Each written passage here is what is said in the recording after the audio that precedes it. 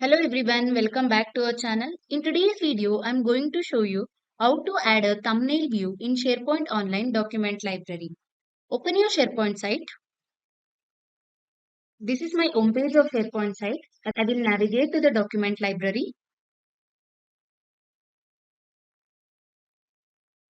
This is my document library regarding HR related documents.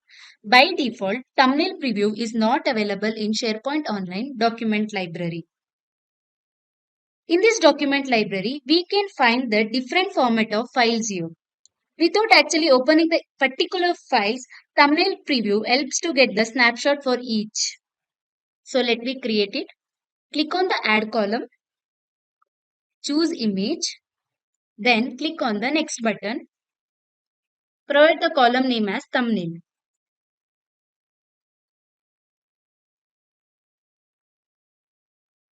Then click on the save button.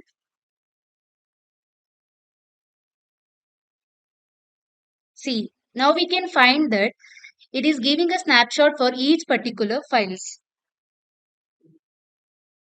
If we give any another name rather than thumbnail, it will provide me a snapshot. Let me check it. Click on the add column, choose image, next. I'll provide the name as now different name, thumbnail image. I'll click on save button. See, it is not providing me any snapshot for each particular files. See, rather than thumbnail, we cannot provide any another name to it. So this is how we can add a thumbnail to an SharePoint Online document library. I hope you guys like this video. Thank you for watching. Please subscribe to our channel to get free video tutorials on SharePoint Online, Power Apps, Power Automate and Power BI. Thank you.